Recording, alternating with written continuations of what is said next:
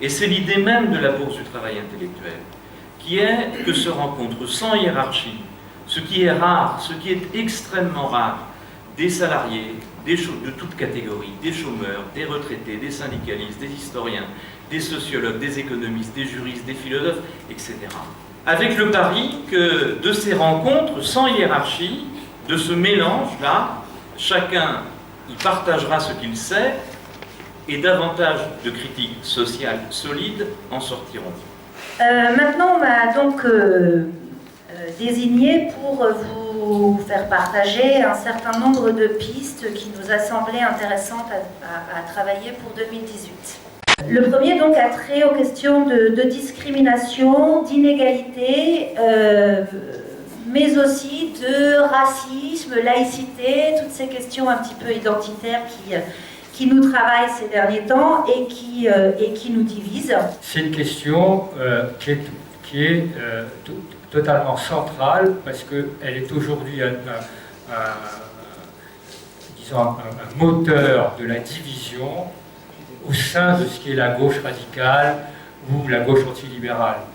Une des difficultés de Copernic, c'est quand même un peu encore entre-soi.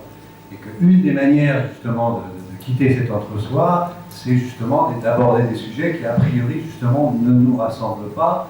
Et si on ne les aborde pas, on va passer comme la litière d'ailleurs. De toute façon, ils vont arriver ces sujets, on les aura dans la figure.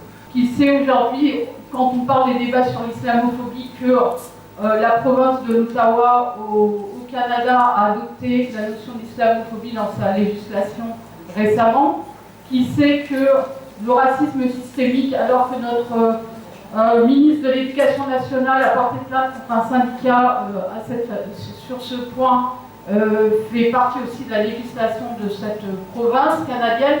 Le second, qui a déjà été travaillé, je crois, par Copernic, mais qu'il faut continuer à bosser, c'est celui du revenu maximum. Moi, je suis tout à fait d'accord pour dire qu'on a changé de monde. Et depuis que Copernic agit, le néolibéralisme a envahi la société. Pas seulement avec la privatisation, les attaques et tout, mais a envahi la société du point de vue des concepts, du point de vue de la façon dont chacun se perçoit dans la société. Le troisième point est celle que soulevait Willy et que j'ai rappelé, c'est-à-dire la question de l'éducation au sens large, transmission, co-construction, démocratisation, parce que là aussi 2018 va être riche d'événements concernant les questions de démocratisation scolaire et désormais démocratisation universitaire. Et évidemment aujourd'hui avec les saloperies qui sont en train de se mettre en place, parce que c'est mis en place, Parcoursup est en place, la loi n'est pas votée, mais ça fonctionne quand même, la casse du bac, c'est que les profs qui sont en lycée, ils vont se retrouver dans une position d'orienteur et de sélectionneur, puisque en gros c'est le bulletin des élèves en terminale qui va conditionner l'accès ou pas à l'université. Lorsqu'on va défaire des facs rouges comme Rennes 2 ou d'autres, qui dans les dernières années ont beaucoup pesé dans les rapports de force, en tout cas dans les mobilisations générales, ça peine aussi sur le rapport de force et le travail. Lorsqu'on réduit l'emploi dans les lycées, par exemple, quelqu'un d'emploi essentiellement féminin et stable, on pèse aussi sur le rapport de force entre le capital territorial. La planification écologique, autre axe dont il faut qu'on s'empare. Et le défi, par exemple, pour la planète, les défis écologiques, les défis environnementaux, sont des défis pour la pensée terribles, parce que jusqu'à présent, on n'a pas été confronté à ça. Et comment on va pouvoir donner des réponses sur ce plan? La plus belle victoire du moment, ça a quand même été Notre-Dame-des-Landes. C'est quoi Notre-Dame-des-Landes? C'est la réussite d'une stratégie d'alliance entre un syndicalisme de lutte ancien, la coopération paysanne, et puis toute une galaxie contestataire qui a aussi partie avec cette mouvance. Travailler sur les nouvelles luttes, les nouvelles formes, les nouveaux concepts de lutte, les nouvelles, etc., sans les magnifier, mais en les prenant pour ce qu'elles sont, c'est-à-dire de vraies luttes. Mais c'est vrai qu'en créant une antenne de Copernic à Toulouse, on se rend compte qu'on essaye de se rapprocher au plus près des situations locales et de la manière dont les uns et les autres on milite. Et je ne pense pas qu'on milite à Toulouse comme on milite à Paris. La question du comment on travaille avec les autres groupes. Avant-dernière question liée à l'actualité, la question de l'Europe.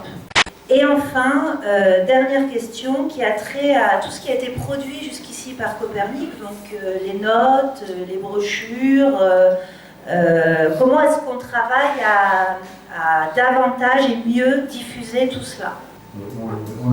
Malheureusement, on a toujours l'impression que quand on a publié une note, quand on a écrit une note, et qu'elle est imprimée, 80% du boulot est fait. Je serais tenté de dire, non, 20% du travail est fait en réalité. Parce qu'après, produire de la pensée critique, c'est bien, la faire connaître et la diffuser, c'est quand même beaucoup mieux. Des ateliers de fabrication de notre histoire, de l'histoire que les personnes vivent directement. Avoir des ateliers de fabrication de notre histoire, conserver cette histoire du mouvement ouvrier, des luttes. Alors certains ont dit oui, mais tout ça c'est connu. Ben, moi je vous assure que, en tout cas, mes étudiantes et mes étudiants ne connaissent pas. En tant qu'historienne, parce qu'il me semble que l'une des voix un peu plus, tu l'as rappelé d'ailleurs, un peu lacunaire dans Copernic était celle des historiennes et des historiens.